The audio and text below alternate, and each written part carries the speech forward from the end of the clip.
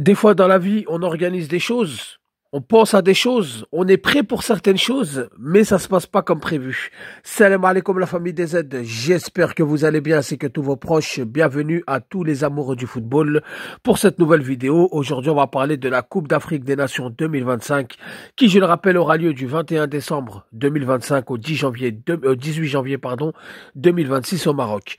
Alors les amis, pourquoi on fait ce sujet-là? Tout simplement suite à des débordements, suite à des manifestations, suite à on peut dire une révolution au Maroc de la jeunesse qui sont sortis dans la rue pour réclamer plus de droits, plus de liberté, plus de soins, une meilleure qualité de soins et surtout d'éducation. La Confédération africaine de football suivrait de près cette situation et serait de plus en plus inquiète. Alors pour l'instant, il n'y a aucune officialisation, aucune réunion d'urgence, aucune décision de prise. Mais la Confédération africaine de football, ce qui est tout à fait normal, suit de près la situation au Maroc. Alors, qu'est-ce qui se passe au Maroc? Tout simplement, il y a des étudiants qui sont sortis réclamer des droits, qui sont sortis réclamer suite à la mort de 8 femmes devant un hôpital à Agadir, si je me trompe pas. Agadir, ouais, c'est Agadir. Donc, il y a eu des réclamations. La police a réprimandé la jeunesse qui est sortie pour s'exprimer et ensuite de là s'en est suivi des violences avec un groupe qui s'appellerait Génération Z 212 qui sévit dans les villes un peu partout au Maroc. Alors on a bien vu qu'il y a des blessés, qu'il y a des morts, qu'Allah protège la famille des blessés, qu'Allah apaise le cœur de la famille des morts.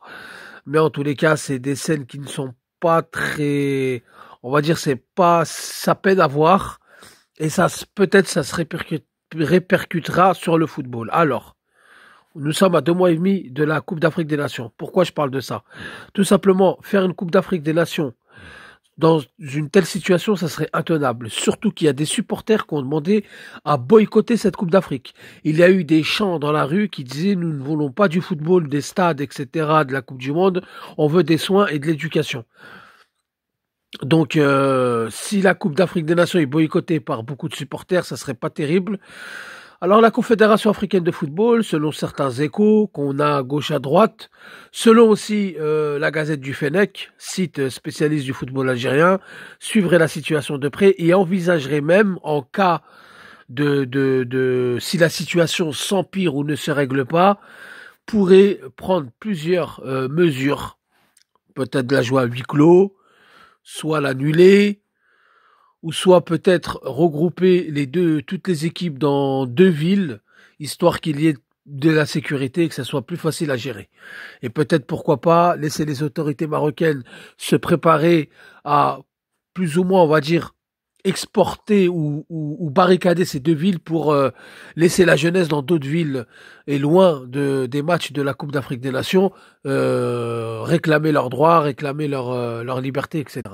Alors les amis, bon pour moi s'il doit y avoir quelque chose, alors il y a plusieurs solutions. Soit ça se calme, aucune inquiétude, la CAN aura bien lieu avec des stades préparés, etc.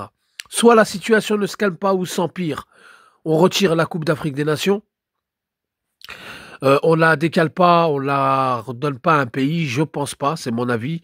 On la retire et ça sera historique, il n'y aura pas de CAN cette année, on se concentrera sur la Coupe du Monde. En plus, ça soulagera la CAF puisque la date, elle n'est pas terrible. Ils avaient décalé exprès de chiffres pair à impair, justement pour pas tomber dans la même année que la Coupe du Monde et avoir des problèmes avec les clubs.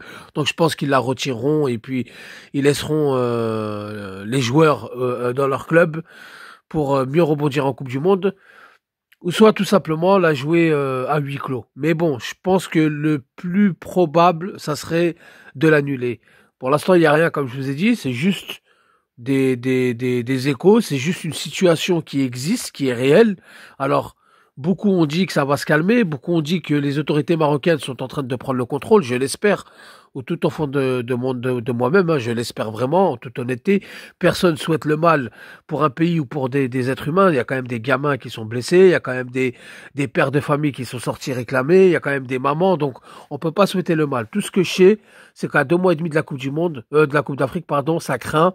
C'est des scènes qu'on n'aime pas voir, et surtout pour la sécurité des joueurs, des supporters qui se déplaceront, etc., etc. Donc la page du Wydad Casablanca, via son compte X, a demandé un boycott. Ça aussi, c'est inquiétant. Les supporters, enfin le peuple marocain demande à boycotter pour nous ne voulons pas des stades, nous voulons des soins et de l'éducation. Donc ça, pour l'instant, ça présage rien de bon, rien d'officiel. On a vu des bâtiments brûlés, on a vu des banques pillées, on a vu même le ministère de la Justice brûlé. Donc ça va quand même inquiéter la CAF, ça va inquiéter les fédérations des pays qualifiés, c'est ce qui est tout à fait normal. Pour l'instant, comme je vous ai dit, il n'y a rien d'officiel, mais on peut se poser beaucoup de questions et c'est totalement légitime. Moi, je vais revenir un petit peu sur le passé. On avait parlé à plusieurs reprises, même avec des frérots marocains, en leur disant que le mieux pour eux, c'était de prendre la CAN 2027. C'était le meilleur timing pour préparer la Coupe du Monde 2030. Beaucoup nous ont traités de jaloux, beaucoup l'ont entendu, beaucoup l'ont compris. Parce que, en vrai, le Maroc aurait pu mettre tout l'argent qu'ils ont mis pour les gares, TGV, pour interconnecter les villes entre elles pour avoir la meilleure CAN de l'histoire, aurait pu mettre cet argent dans les hôpitaux, dans les soins, dans les médicaments, puisqu'il y a une pénurie de médicaments. Tout l'argent qu'ils ont mis dans ces infrastructures qui auraient servi aux étrangers, qui auraient servi aux classes les plus aisées et non pas à la population qui sont sortis pour réclamer leurs droits. Et c'est vraiment dommage, puisque le Maroc, c'est un pays qui a toujours survécu à ces révolutions, qui a toujours eu une confiance aveugle à leur gouvernement, qui ont toujours, on va dire, étaient à part des autres pays arabes auxquels ils ont connu quand même des mouvements, des révoltes, qui ont connu des scènes de chaos, et honnêtement, je m'y attendais pas. En tous les cas, je vais pas rentrer plus dans les détails. Ici, c'est une chaîne qui traite sport, football, on va pas non plus rentrer dans la politique. Mais voilà, la CAF suit ça de près.